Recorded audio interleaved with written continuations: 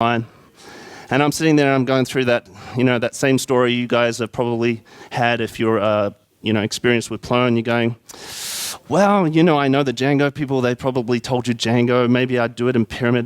Then you'd probably have to set up your own server and you'd have to learn how to deploy it. And, well, you could just do it in WordPress and, why can't I just say do it in Plone? Why can't I do that? And it's a shame. It's a shame. Why can't we tell everyone that Plone is the best solution to build a website with? And in this conference, I've heard a number of different sort of statements along these kind of lines. So Plone is a niche product.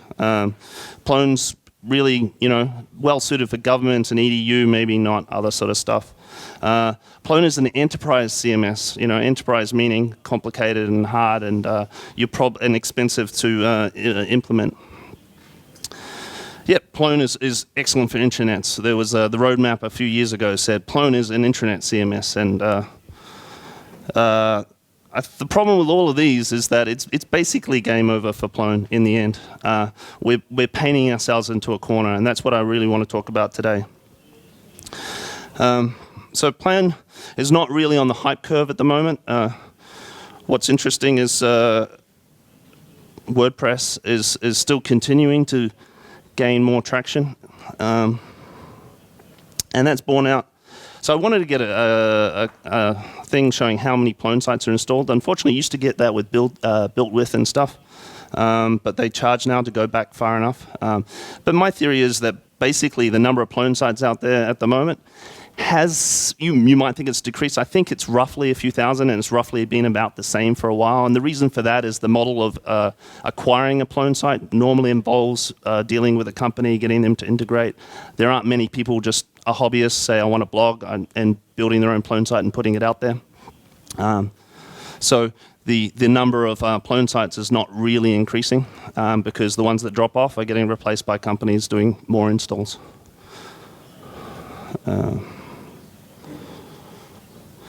Now, what's really happened, though, that's really changed is that the world has become much more CMS-centric. When Plone started out, it was one of the most popular CMSs. And you can actually see that. It was talked about more than one of those graphs right at the end. You can't really see it. That's Plone, top of the chart. Well, Drupal and the other ones didn't exist, but, So what's really happened is that we've had this massive increase. This is out of all websites in the world, right? So that's a decrease in other technologies, and this is an increase overall of CMS use. And WordPress by far is the one that's taking over. It's 20%. So 20% of all websites in the world, all websites are WordPress, which is insane. Yep. Scammers and spammers use WordPress to do fake sites because it's easy to do. Possibly true. A great share of those sites are just there for Black SEO purposes. Possibly true. Set up our own scamming. Yeah. I know people that are in the business and they spawn like several sites per day. Right. Good point. In any case, there has been a general increase in CMS usage, and WordPress is probably the most popular platform. And the other ones are sort of increasing-ish. Joomla tends to go down a little bit. Drupal is doing all right. So what's possibly one of the reasons for that other than the scammers? So getting started with WordPress, well, you can go to WordPress.com and you can get a site for free and you can sign up in, let's say, an hour. You can, choose a theme and muck around with it, put a bit of content up there. You could go to any number of sort of hosting package ones that have a sort of cloud service. They have WordPress installed in Joomla and other things, and you can just, maybe another hour and you're maybe spending a little bit of money. Pretty much any LAMP hosting. So that's not just a cloud service that replicates it over servers. That's a shared hosting, and you can then install, again, same thing, something like cPanel. You can just go click install WordPress. It downloads all the code and sets up a WordPress site. Yeah, so any lamppost, you could basically download the code and install it in your Apache directory without having the cPanel, nice little bits and pieces. You can download it onto your own box if you've got it. Any VM host like Amazon or something, you can do it that way. You can work with a WordPress web designer. It seems very popular. I know lots and lots of graphic design firms who specialize in WordPress. Over and above, other PHP CMSs. And because of the abundance of them, it's probably a little bit cheaper.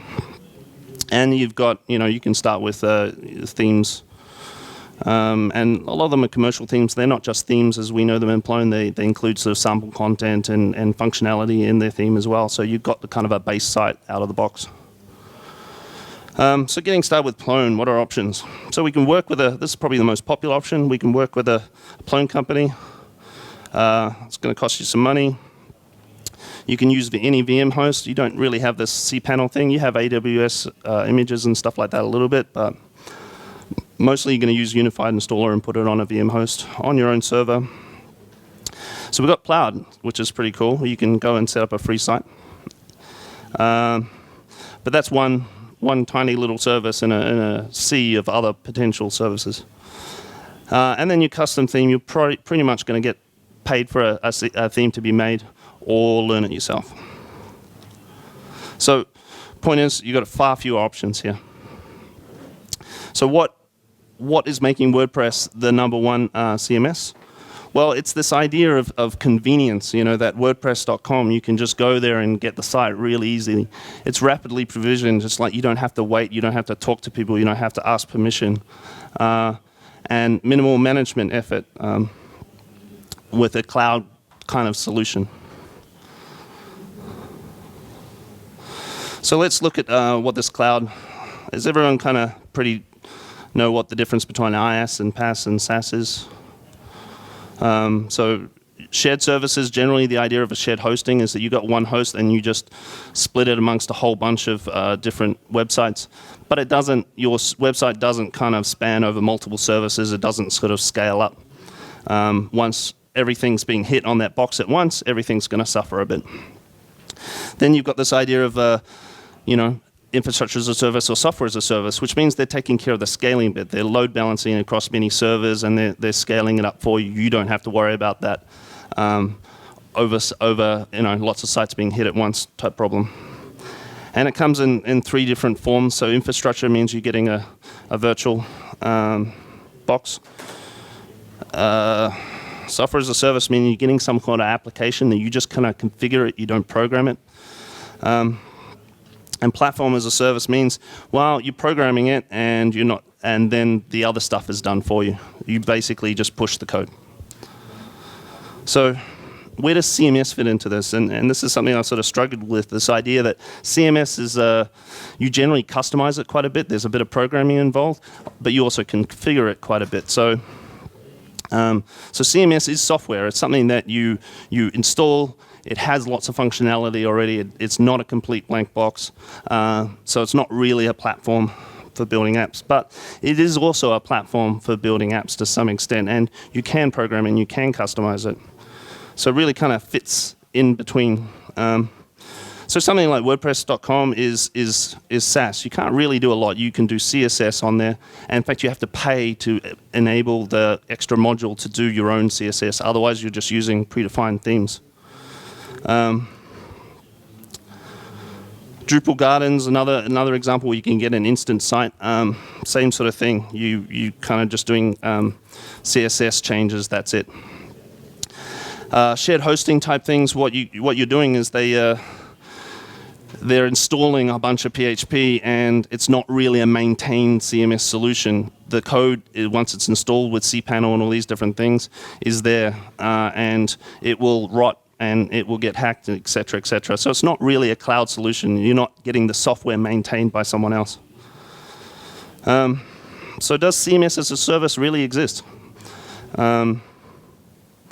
Things like, I forgot to mention things like Squarespace. They're another example. Again, CSS, you can't program them. But Plone is in fact cloud by default. It comes out of the box as a cloud solution. So one Zope can have many, many Plone sites in it.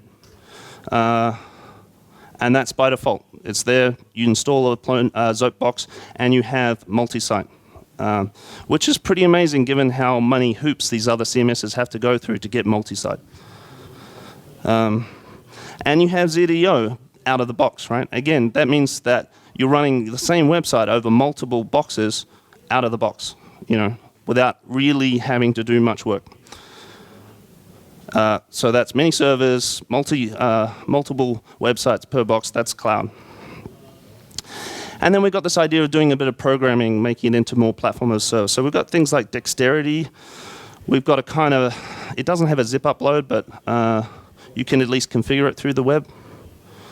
There isn't a way of doing dexterity kind of upload a schema, is there? Import a setup. Yes, you've got a zip file there. Yeah, true. Yep. So Diazo, you have this great kind of zip file thing, and there's programming in there. And SSLT, you can do a little bit of programming. It's certainly the most flexible online theming experience, I think, that I've seen for anything. So it's kind of code-ish. Plomino, we've been doing a lot of Plomino. That is code. You've got, you can create pretty complicated applications using Plomino, and it's got a zip file format, which we implemented a couple of months ago, but before that had a big, huge XML format, which also worked.